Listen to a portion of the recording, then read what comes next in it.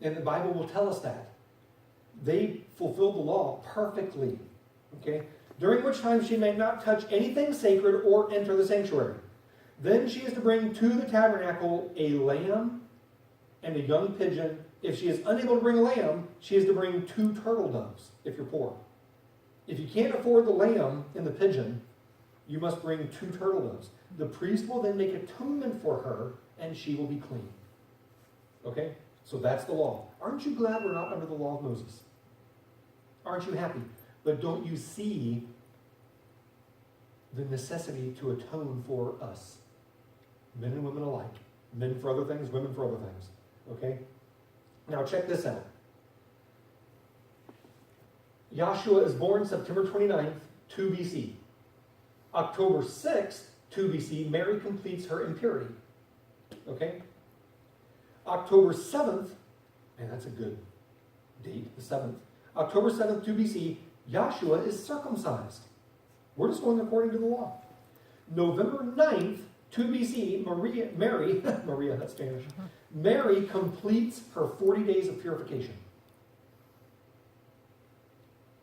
November 10th, the very next day, they make a trip to Jerusalem to present Jesus in the temple. Check it out. On the 8th day, they circumcised him. That's what the Bible tells us. Luke chapter 2. And once the days of Mary's purification were fulfilled, so Mary was unclean for her regularly scheduled law of Moses days. Mary was not exempt. Why? She was a normal young girl. She's not God. She's not the mother of God. She's not a redeemer. She's not a co-redeemer. She was a faithful young girl who God chose for a wonderful task. And once the days of Mary's purification were fulfilled according to the law of Moses, they brought Yahshua to Jerusalem to present him to Yahweh. Remember that Mary can't go in the temple for 40 days. But now where do they go? They go to Jerusalem to the temple to present him to Yahweh. Okay, on this very day, November 10th, 2 BC, the trip to Jerusalem. They also offered the sacrifice required by the law of Yahweh, a pair of turtle doves. What does that tell you? They were too poor to afford a lamb. 2 turtle doves and a partridge. Isn't that sweet? I mean, they were so poor. Jesus went from being the richest of the rich to the poorest of the poor. They couldn't afford a lamb but guess what? God provided the lamb. Yahshua is the lamb. But to fulfill the law of Moses, they had 2 turtle doves because they couldn't afford a lamb. That is so sweet. Oh, a pair of turtle doves. After Mary and Joseph had fulfilled everything required by the law of Yahweh, they returned to their own hometown of Nazareth in Galilee. 40 days later, on the 41st day, they go to Jerusalem. What did they do the very next day, November 11th, 2 BC? They went home. Remember why they were in Bethlehem to begin with. They had to go for the census. It's the only reason they made that long trek back to the city of David, back to Bethlehem, for the census. They don't live there. Remember, they had to look for a place to stay. That's why Jesus was born in the manger.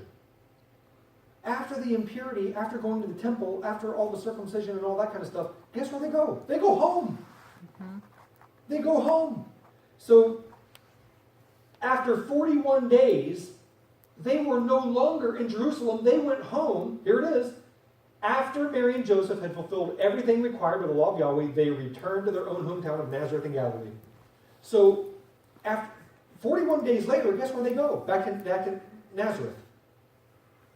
If the Magi did not come until September 29th, Yahshua's birthday, where have they already been for months and months and months? They've been back home in Nazareth. Where did the Magi go to visit Jesus with the gold, frankincense, and myrrh? Not in the stable. They went to Nazareth. And it's called a house, no longer a stable. And Jesus is called a child, no longer a baby. Okay? So, I think we've kind of proved that. So let's open the curtains and let's take a look at these wise men. Forgive me for using the traditional 3. I know from Isaiah chapter 60, verse 6, that there are probably multitudes. I'm convinced there are multitudes, but try finding any pictures of a multitude of wise men. Yeah. So if you want to have kind of a kind of a way of making you feel like you're there, almost like a presentation, you're going to get stuck with 3 wise men. How about that? But that's fine. We know that there were more than that. Once Yahshua was born in Bethlehem of Judea, in the days of King Herod, just in case you forgot, we're in Matthew chapter 2. Once Yahshua was born in Bethlehem of Judea, in the days of King Herod, certain wise men from the east came to Jerusalem and said, "Where is he who has been born King of the Jews? How on earth do these guys know?" Now our King James says wise men. The word is magi. They're scientists, astrologers, they're magicians. That word magi, what we translate it today, magician.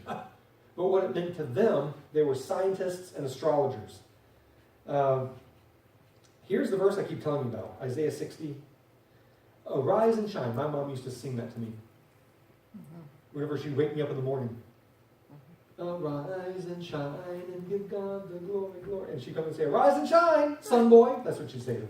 And I'd say, "It's too early." So arise and shine, for your light has come, and the glory of Yahweh has risen upon you. The Gentiles will come to your light, and kings to the brightness of your rising. A multitude of camels, how many? A multitude of camels will cover you. The dromedaries of Midian and Ephah. All those from Sheba will come. They will bring, what are they going to bring? Gold and incense, frankincense, same thing. And they will proclaim the praises of Yahweh. Now they didn't mention yet, bless you, they didn't mention yet the myrrh.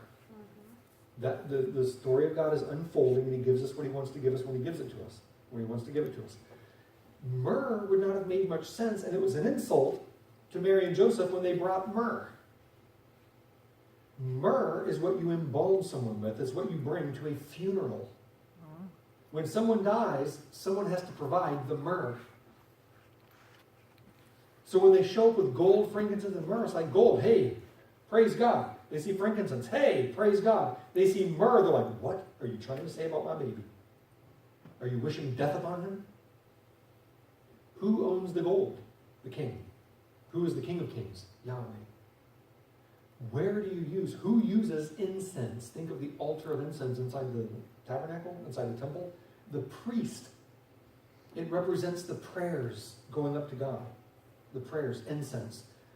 So gold is for the king. He's given gold because he's the King of Kings. Incense is given to the high priest. He's the one that goes inside to make intercession for the people. Myrrh is for his sacrifice, because they already knew that he would die. How did these crazy wise men, these magicians, these astrologers and scientists, how did they know that this little baby was going to grow up and die? They not only knew that he was going to die, they knew the approximate date he was going to die. How? I'm glad you asked. That takes us to a really, really fun study. I love doing studies like this and putting stuff like this together. The Magi. They're from Babylon, and then they moved to Medo-Persia. How do I know they're from Medo-Persia? Because they started in Babylon during the Nebuchadnezzar days, and then whenever Medo-Persia took over Babylon, their little sect, their school of prophets, continued. And guess who was their leader? Guess who the leader of the Magi was? Daniel! Does that surprise anybody? Let's take a look. Daniel, who was renamed Belteshazzar, master of the magicians. Because remember, he could read dreams. He could interpret dreams. He was the big guy on campus after he solved many puzzles for Nebuchadnezzar and for Belshazzar in Daniel 5. Mm-hmm. Check out Daniel 5:1. Thy father made Daniel master of the magicians, astrologers, Chaldeans, and soothsayers. You go, Daniel. Wow. Who received the Daniel 9 prophecy of the actual day that Yahshua would present himself as king? Daniel. Who was Daniel the leader of? The Magi. Who do you think he taught to be expecting the coming of the Messiah? And not just the coming of the Messiah, but the death of the Messiah. Don't forget Daniel 9, 24 to 27. The Messiah will be cut off, killed, but not for himself. Why do you think they brought myrrh? They knew that the Messiah, for whatever reason, was coming to die. What did the Magi know? They knew that a star would be the sign. How would they know that? Because Numbers 24:17 says, I will see him, but not now. Check out this prophecy, 1,500 years before Jesus came. I will see him, but not now. I will behold him, but not near. Long way from Babylon and Medo-Persia all the way to Israel, isn't it? It's a long way. There will come a star from Jacob. So who is this Messiah going to be? Jewish. And a scepter will rise from Israel. Uh-oh, a scepter will rise from Israel. Think of Genesis chapter 49. Where will the scepter not depart from? Judah. He's going to be a Jew, and he's going to be from the tribe of Judah. Look at what this prophecy tells us. And the star will be the sign. What do you think those Magi thought when they saw the special sign of the star? What else did the Magi know? They knew where it was going to be. They knew where the star was going to be, where the Messiah would be. They knew that the star would originally come to Bethlehem. And then it would lead them up to Nazareth of Galilee. Why Bethlehem? Well, check this out. Micah 5:2. But you, Bethlehem Ephratah, that Hebrew is awesome. Bet means house. Lehem means bread, house of bread. Who is the bread of life? There's a question for you. Who is the bread of life? Jesus Christ. Now, Ephratah means fruitful. Who allows us to bear fruit? Think of John chapter 15, verse 5. I am the branch. I am the true vine. You are the branches. So Jesus said, I am the vine. You are the branches. You stay in me, and I'll stay in you, because apart from me, you can do nothing. Who is it that allows us to be fruitful? Yahshua. So if we say, but you, fruitful house of bread, that's what Bethlehem Ephratah would mean. But you, fruitful house of bread. The very cause of our bearing fruit and the very bread of life is where the Messiah would be born. But you, fruitful house of bread, though you are little among the thousands of Judah, another reference to Judah, yet from you shall he come forth for me. Who is speaking? Yahweh. Yet from you, Bethlehem, shall he come forth for me, who will be ruler in Israel, whose goings forth have been from old, from everlasting. What is Yahshua? He's eternal. Yahweh Logos is eternal. When he came in human form, that's when he was begotten of the Father. Okay? House of bread, fruitful. I am the bread of life, and the Lord added to the church daily such as should be saved. These are where all the fruit comes from. What else did the Magi know? They knew when. They knew exactly when, the very day. How does this work? Well, let's say, I'm going to show you the biggest prophecy in the entire Bible. The very day that Yahshua was proclaimed 600 years before he came. And that's provable, by the way. People say, oh, they wrote that after he came. No. Guess how I know that? Because the Septuagint, the original Hebrew being translated to the Greek, was done 275 years before Jesus came. It was translated. Guess what's part of the Old Testament? Daniel. Guess what had already been written 600 years before Jesus came? And guess what had already been translated to Greek in its entirety almost 300 years before Jesus came? The Bible. It was already distributed. Everyone had copies of this book, the Old Testament, 300 years before Jesus came. And guess what? That prophecy was already there. So, the 70 weeks of Daniel, the 70 weeks of years, so 70 periods of 7 years. The 77s of Daniel, the 70 weeks of years of Daniel. Verses 24 to 27 of Daniel 9 is the biggest prophecy of the Bible. Verse 24 is the entire summary of the entire prophecy. Verse 25 will give us the first 69 sevens. The first 69 weeks of years. The first 69 groups of 7 years. Think of it like that. Verse 26 is an interval that is undisclosed. We are that interval, the parentheses between the 69 sevens and the 70th seven. What is the 70th week of Daniel? That's the truest term for the tribulation. If you're a student of eschatology, the study of last times and the study of the end times, a study of eschatology, you're usually not going to refer to the tribulation as a tribulation, because truly the last 3.5 years are called the Great Tribulation. But the truer name for that 7-year period when the Antichrist is here is the 70th week of Daniel. And it comes from this passage, the 70th week of Daniel. And then verse 27 is the 70th week of Daniel, the final week. Okay? So let's take a look at verse 24. Verse 24, the summary of the entire prophecy. I didn't add a word, I didn't take out a word, I just put the numbers to show you how many things are being prophesied here. Okay? So I just put numbers, I didn't take anything out or add anything. 70 weeks, Angel Gabriel says to Daniel. 70 weeks of years are determined for your people. Who is this determined for? The Jews. And for your holy city. What's the Jewish holy city? Jerusalem. To finish the transgression. Have transgressions been finished? No. To make an end of sins. Are there no more sins in this world? No. To make reconciliation for iniquity. Has that been completely reconciled? No, there's still iniquity in this world. To bring in everlasting righteousness. Has that happened yet? No. To seal up vision and prophecy. Has every single vision and every single prophecy of the Bible been fulfilled yet? No. And to anoint the most holy, Yahshua, the Messiah. Is he sitting on his throne in Jerusalem ruling this world yet? No.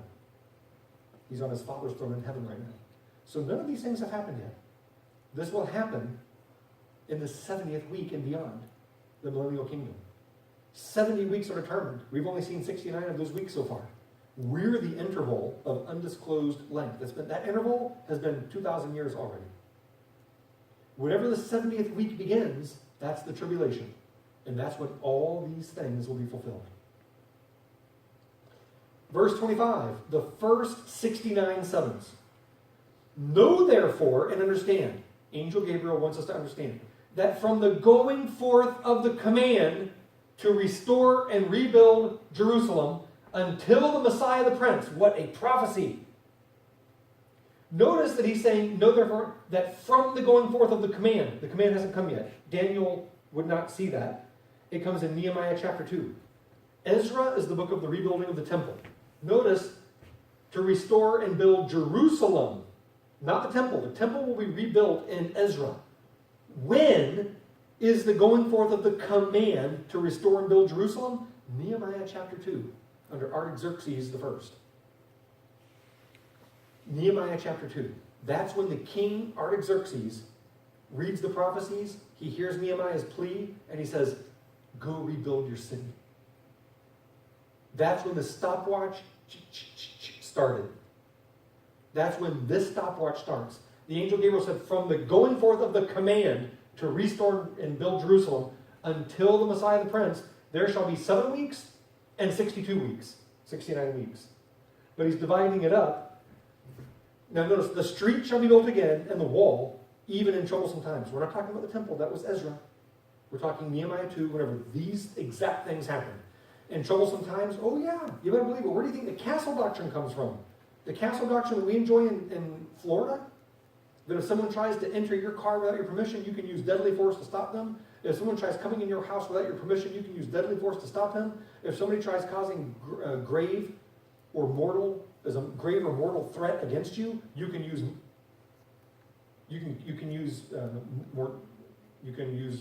mortal force. What am I trying to say here? You can use deadly force to stop him. Okay, that's Nehemiah. He says, have a sword in one hand and be building with your other hand. And if they try to attack your property, your family, or yourself, you can kill them. Nehemiah. It's an amazing thing. So that's where the castle doctrine comes from. 69 weeks. Now it tells us that, the weeks of years. So we have 7 weeks, so 7 times 7, 49 years. And then 62 weeks, 62 times 7, 434 years. Add those together. From the time that Artaxerxes issues this command to restore and build Jerusalem until the Messiah the Prince, 483 years. Okay, let's take a look at it. First of all, the reason that you see it's going to take the 7 weeks, the 49 years for this part, and then another 62 weeks, the 434 years to reach the Messiah. In other words, this is not going to happen in your days, Daniel. You're getting the prophecy, but this is not going to happen in your days. You won't see any of this. So, let's do the math. Nehemiah chapter 2 is when the issue is given, and then all the way to chapter 13 is the completing of it. They're doing it. We know that Artaxerxes I, he reigned 465 to 425 before Christ. Okay, so Daniel did not see this. Daniel was like 600 years before Christ. So Daniel saw none of this. We know from history that March 4th, 445 BC was when the command was given that the king chronicle everything. We know the date that this happened. If you take the 483 years and turn it into days, because the Bible does a year on 360 days. Here are the verses for that. The Bible, like many civilizations still today, they use a 360-day year because a circle is 360 degrees. Okay? We're the weird ones, and we still have to fudge it. We still have to have leap years and leap seconds and all that kind of stuff because no system is perfect. But the Bible uses 360-day years.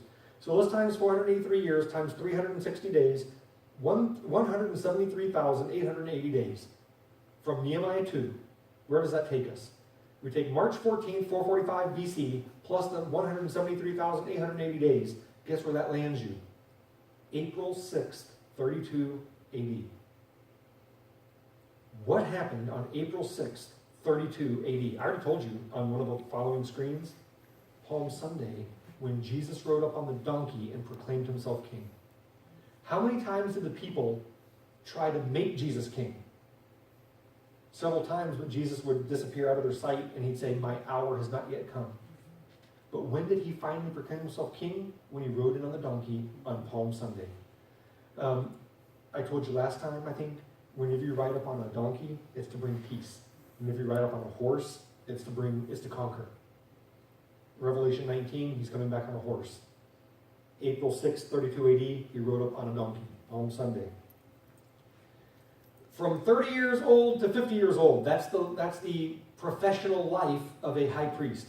You cannot be high priest until you are 30 and you retire at the age of 50. Past 50, you do not work anymore. For whatever Yahweh's reasons are. Okay? All that enter into the host to perform the work in the tabernacle of the congregation. Now, Zechariah 9:9. Wisdom.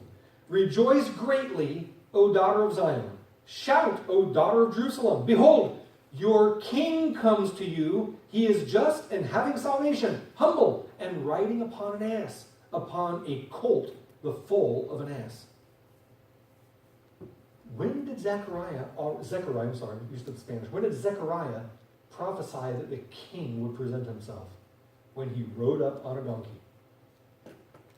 When did Jesus do that? Palm Sunday. Okay? So, they knew when. The Magi knew what to look for? A star. Now remember, I gave you that verse about you have to be 30 years old. So the Magi knew that he was going to present himself as king 32 AD. Daniel received that prophecy, and Daniel was the head of the Magi. They knew the date, but then they had to say, hold on now, if he's coming to be king, the gold, and priest, the incense, he has to be at least 30 years old. So that means that we should be expecting this star sometime at the turn of the AD BC clock. Because he's not going to present himself as king and then die, because they know he's going to be cut off. He'll have a ministry time, but he has to be at least 30 years old. So we have to have 30 years plus the time of his ministry as a buffer to where we're going to see the star. We know he's going to present himself as king. That's probably when he's going to die, because other kings don't like that so much. And if the Messiah is going to be cut off, it's probably going to be around this time when he presents himself as king. Less than a week later, he was dead. Less than a week later, a week later, his empty tomb was found. So it turns out 33 years, but the Magi were looking. They're like, he needs 30 years to become high priest, and then he needs time for ministry. 3.5 years it ended up being. So they're smart. They're going to say, if 32 AD is when he's going to present himself as king, we need to have at least a 30-year buffer. So we should start looking for that star somewhere around the turn of the century, the AD BC clock.